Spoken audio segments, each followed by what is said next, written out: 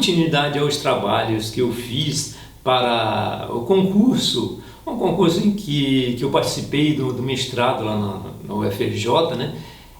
Eu tenho aqui mais um dos trabalhos feitos e transformados em vídeo, né?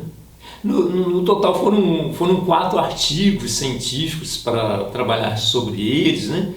E teve um sorteio.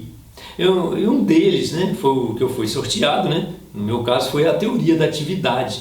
Eu já transformei em vídeo, já mostrei aí, se encontra no meu canal, né? Agora esse também transformei em vídeo. É a mesma apresentação que fiz para o concurso. Porém aqui eu vou falar com mais calma, explicar com mais detalhes, né? Porque aqui não tem aquele tempo cronometrado e também a banca julgadora serão vocês. O artigo científico trabalhado possui o título A Química dos Povos Indígenas da América do Sul. Um artigo publicado por Jens e Klaus.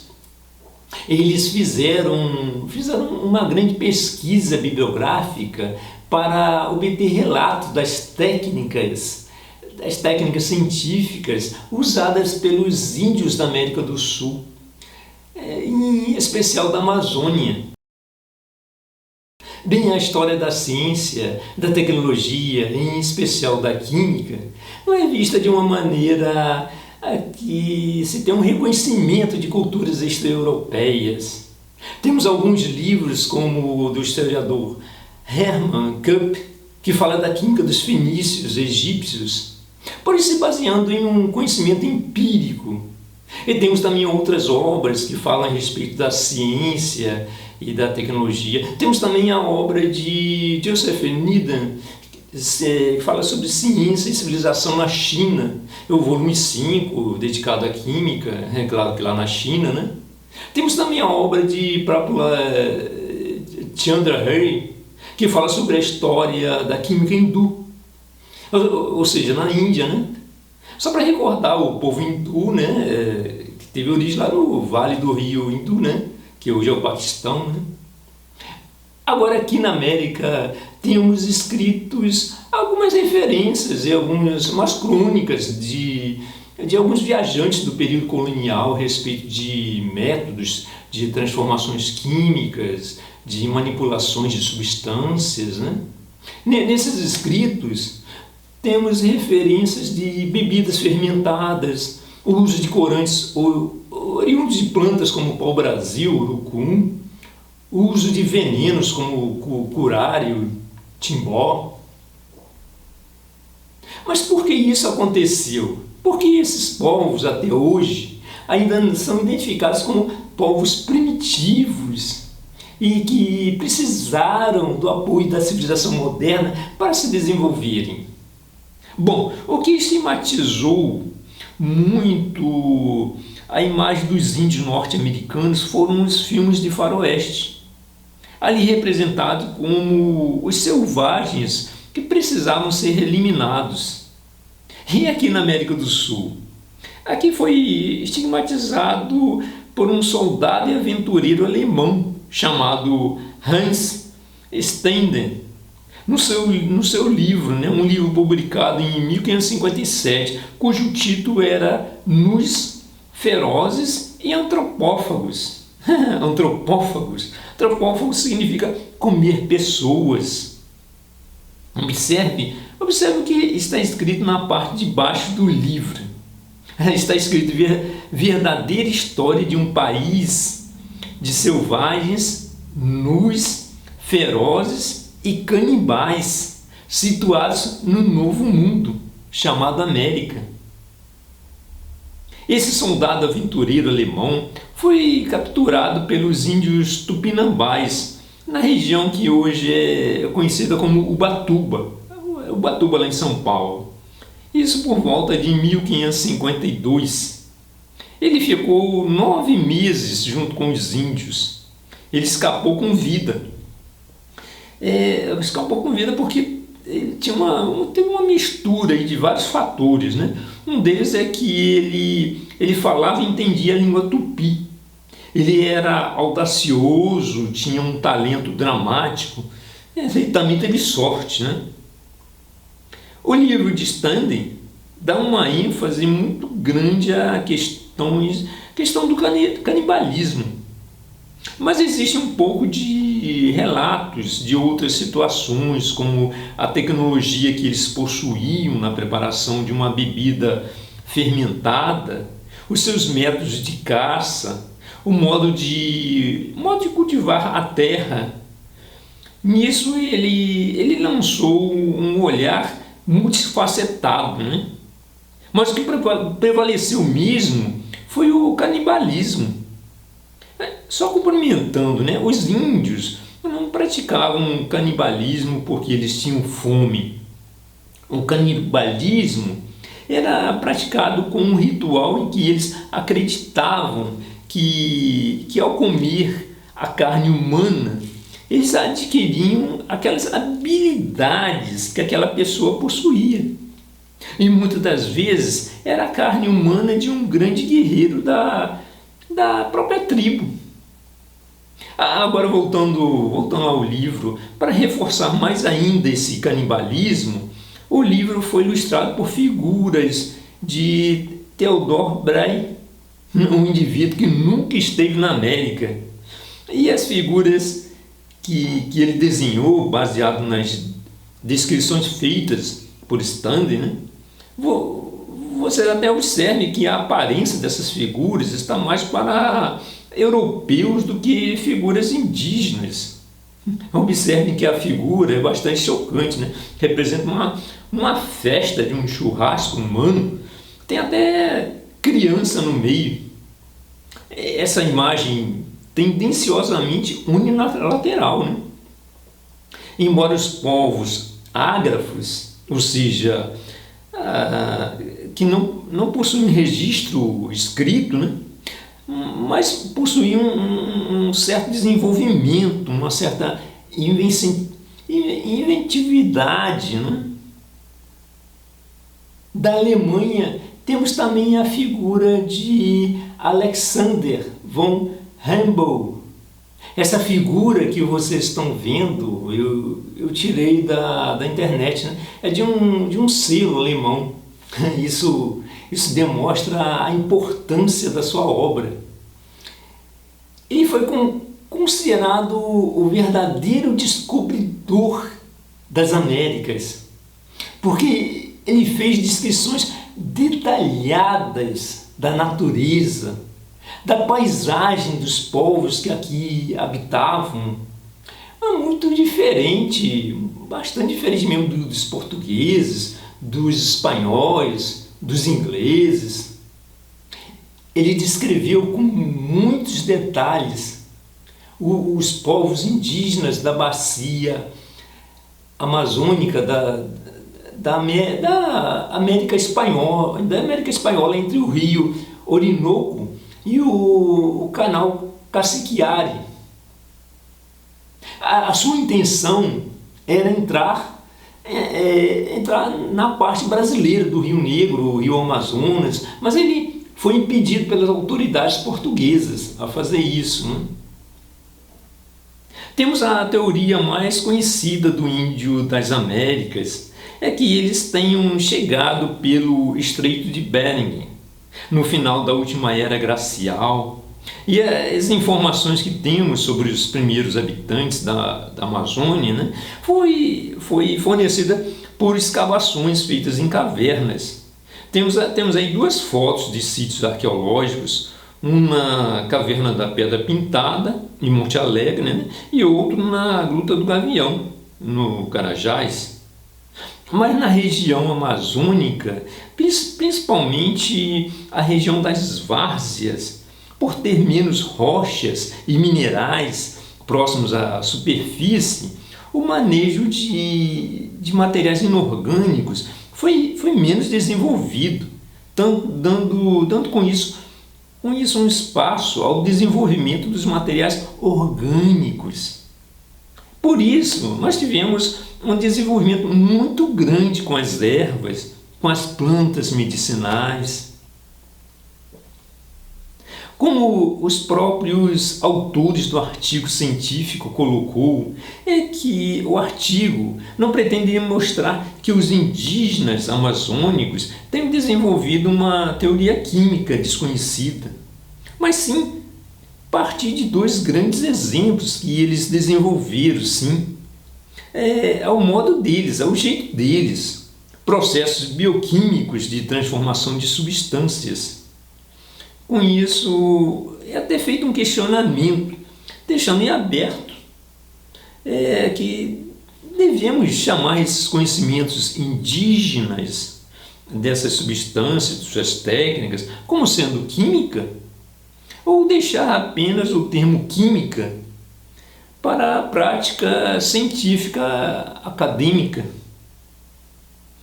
Os autores do artigo se ocuparam no estudo de duas técnicas, uma do envenenamento, muito usada na ponta das flechas, e outra do desenvenenamento, usado na mandioca brava para a alimentação. São técnicas que constituem uma antítese entre si, mas ambas foram primordiais à sobrevivência desses povos. Primeiro vamos começar pela arte do envenenamento pelo curare. Segundo a definição desses autores, o curare é um termo coletivo que é usado específico para venenos, para flechas, que os indígenas das áreas da bacia hidrográfica do Orinoco e Amazonas obtêm, na maioria das vezes, a partir de cascas de certas espécies de cipós. Como esse artigo científico se baseou em uma pesquisa bibliográfica, em livros, temos aqui um livro de Pedro Martim de Anglarria, em que ele relata, na quarta viagem de Colombo às Américas, um dos soldados foi ferido e acabou morrendo. Ele não foi testemunha ocular do ocorrido. Ele registrou a narrativa de outras pessoas. Já no livro do Frei Gaspar de Carvajal, ele relata a expulsão e morte de 2 espanhóis por flechas envenenadas na atual cidade de Santarém, situada lá na foz do rio Tapajós, no Baixo Amazonas. Lá eles foram atacados e expulsos por um grande número de indígenas. Nesse relato ele cita entre os índios havia algumas mulheres de cabelos longos e ele fez uma comparação com as Amazonas da mitologia grega. Daí a origem do nome Rio Amazonas, que deriva dessa passagem do relato da viagem que deriva da expressão usada, original, Rio das Amazonas.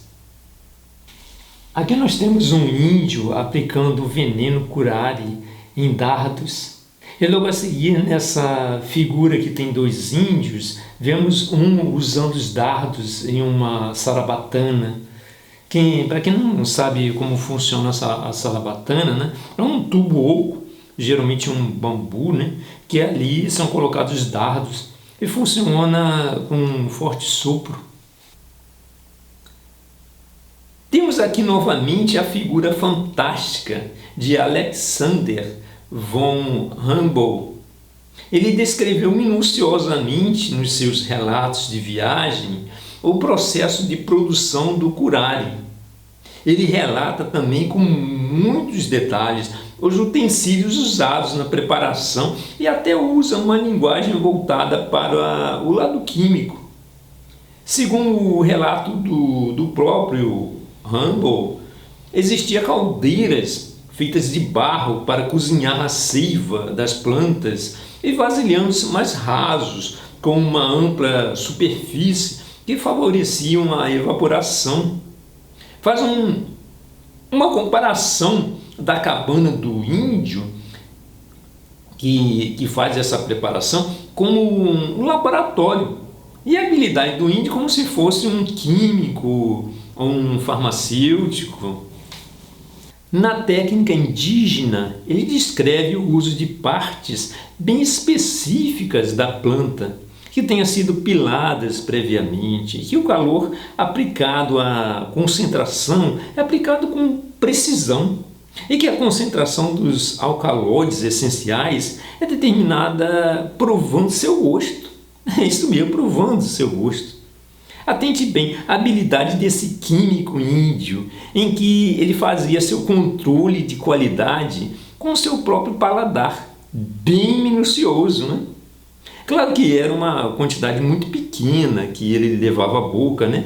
E também o trato gastrointestinal, essa substância ela é moderadamente venenosa.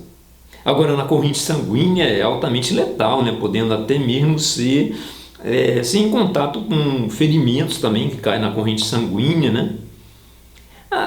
A história conta que o alemão e seu acompanhante foram convidados a provar o sumo pelo índio químico. A qualidade do veneno era definida baseada no amargor da substância. E o ponto ideal era quando ocorria o máximo de aumento dos alcaloides ativos. E isso ocorria devido à metilação das bases terciárias de nitrogênio para bases quaternárias. Claro que agora me referindo à molécula, né? Claro que não foi à toa toda essa descrição minuciosa. Tudo isso foi muito utilizado em pesquisas e laboratórios europeus. O curare na Europa foi usado como um remédio contra o tétano, anestésico em operações. Hoje temos o cloreto de alcurônio, que é um relaxante muscular estabilizante. Como havia dito anteriormente, a pesquisa científica se baseou em duas técnicas bem difundidas e opostas: a arte do envenenamento e a arte do desenvenenamento. Não que os índios não possuíssem outras técnicas voltadas para o lado da química. Vamos agora falar sobre a arte do desenvenenamento da mandioca. Muitas plantas de lá produzem veneno em virtude de seu metabolismo secundário. Afinal, a forma que muitas espécies de plantas possuem para evitar a mordida de insetos é a produção de recursos químicos defensivos. Quimicamente explicando, a raiz da mandioca possui glicosídeos cianídricos. Se a planta for machucada, com o propósito de servir de alimento, né? Então eles entram esses glicosídeos cianídricos. Então eles entram em contato com enzimas especiais da planta. Enzimas, para quem não sabe, enzimas são os catalisadores, né? Os catalisadores orgânicos, né? E o ácido cianídrico, então ele é produzido.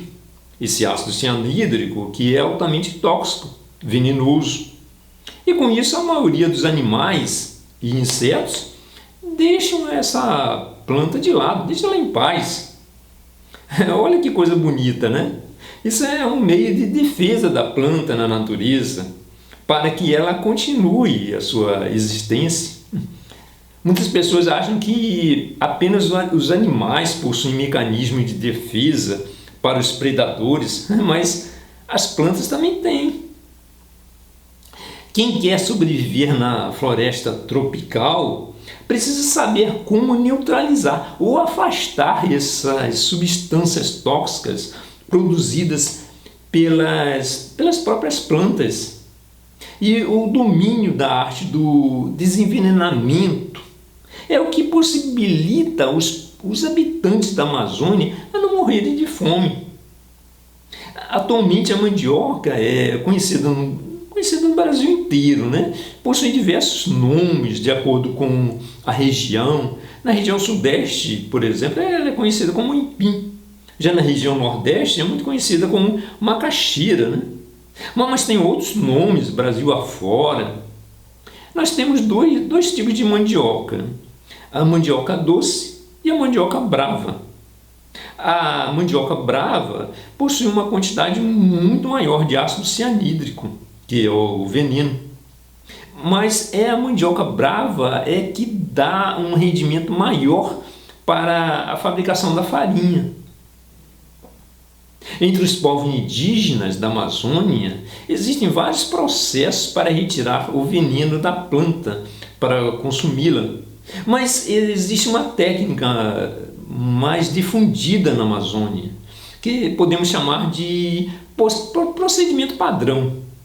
Ele consiste basicamente na combinação de 3 processos, um mecânico, hidráulico e bioquímico. A finalidade é transformar esse tubérculo altamente tóxico em uma farinha torrada, muito nutritiva e também outros subprodutos, né?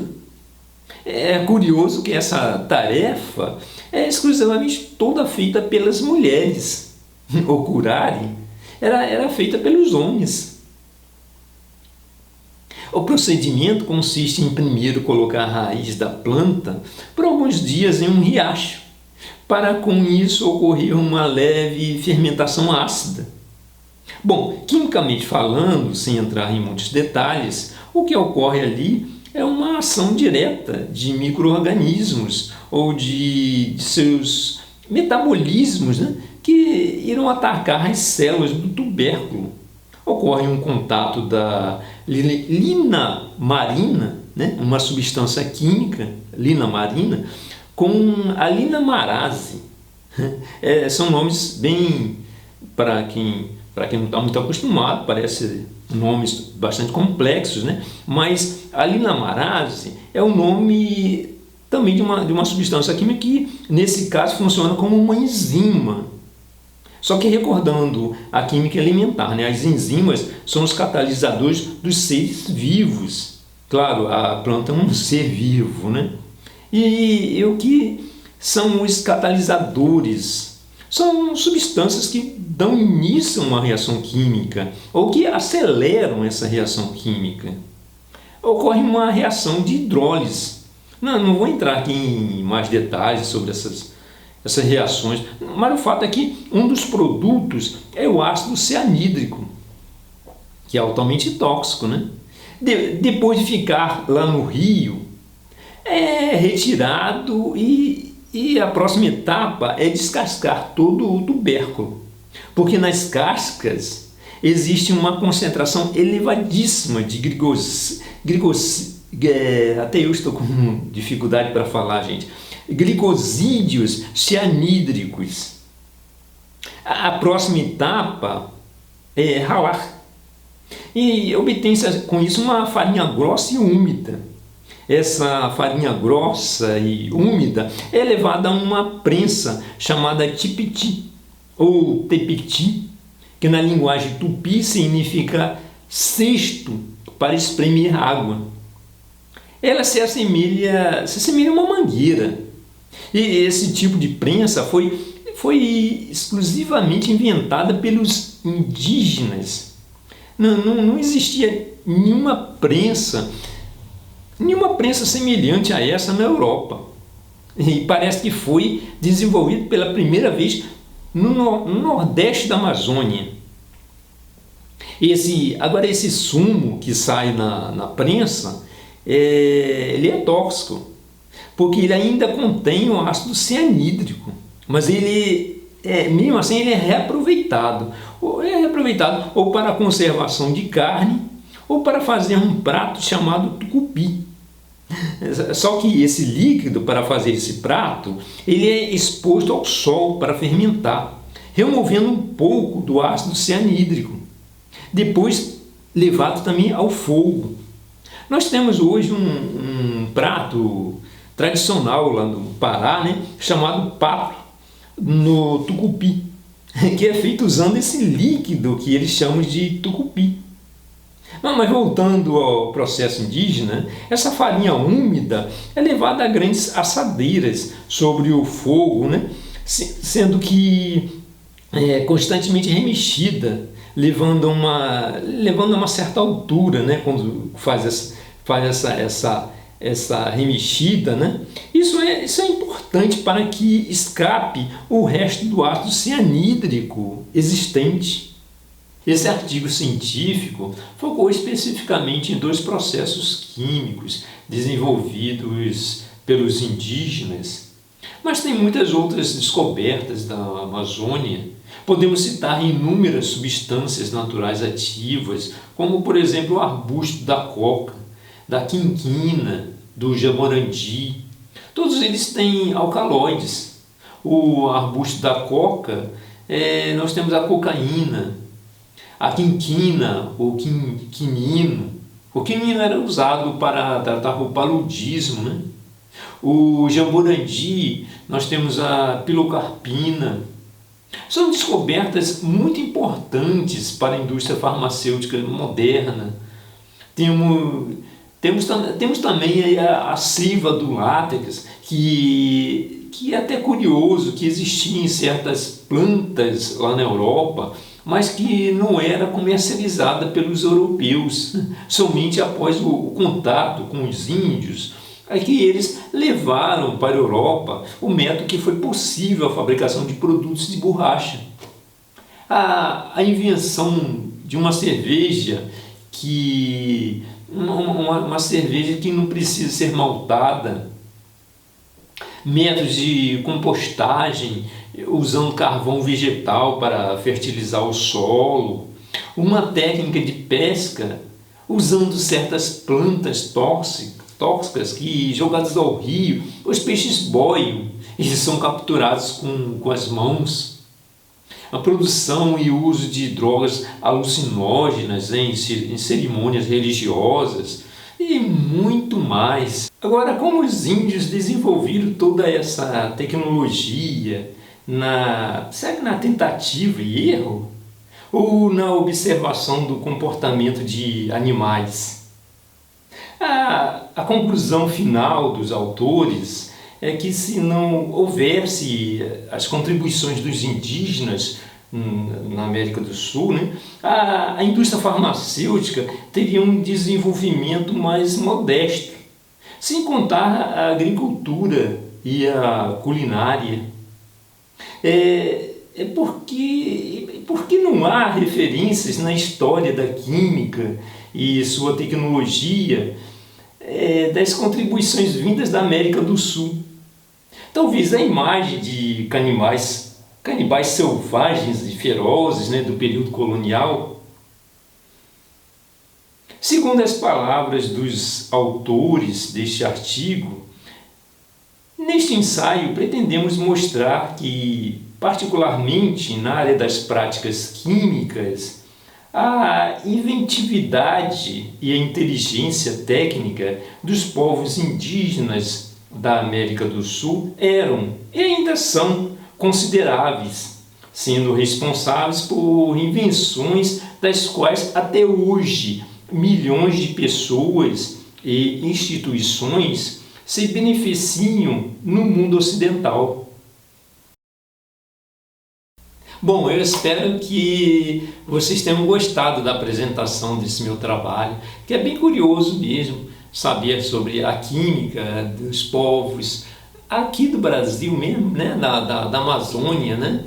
É muito interessante, e o que a indústria farmacêutica tem feito com essas plantas medicinais e toda essa tecnologia desenvolvida aqui no Brasil por índios na época colonial, né? Tudo isso foi levado para a Europa, muitos desenvolvimentos de medicamentos, né? Que nós compramos, até hoje compramos medicamentos que são oriundos aqui da Amazônia, de técnicas aqui mesmo, dos índios, né? É uma coisa que até hoje isso acontece, né?